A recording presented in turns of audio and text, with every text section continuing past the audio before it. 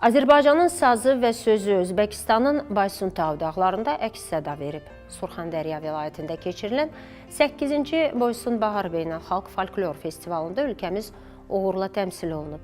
UNESCO-nun qeyri-maddi mədəni irsin reprezentativ siyahısına daxil olan bu nüfuzlu məkanda dünyanın 20-dən artıq ölkəsi öz milli kimliyini nümayiş etdirib. Heydər Əliyev adına Azərbaycan Mədəniyyət Mərkəzinin layihəsi çərçivəsində festivala qatılan Gənc Aşıqlar qrupu öz ifaları ilə həm özbək tamaşaçıları, həm də beynəlxalq qonaqları heyran qoyub.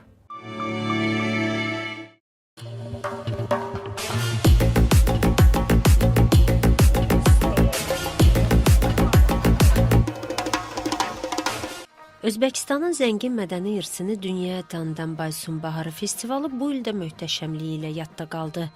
Baysuntav dağlarının ətəyində qurulan bu nəhəng etnofestivalda 20-dən çox ölkə, o cümlədən Böyük Britaniya, Yaponiya, Türkiyə və Rusiya kimi dövlətlər öz folklor nümunələrini təqdim etdilər. Festivalın ən yadda qalan məqamlarından biri isə Azərbaycanın Gənc Aşıqlar qrupunun çıxışı oldu. Ölkəmizin Özbəkistandakı Mədəniyyət Mərkəzinin layihəsi ilə festivala qatılan gənc sənətçilər Milli Saz İfaçılığı məktəbinin incilərini nümayiş etdirdilər. Azərbaycan xalq musiqisinin çox şaxəli inkişafını və milli mənəvi dəyərlərimizi əks etdirən ifalar beynəlxalq iştirakçılar tərəfindən böyük rəğbətlə qarşılandı.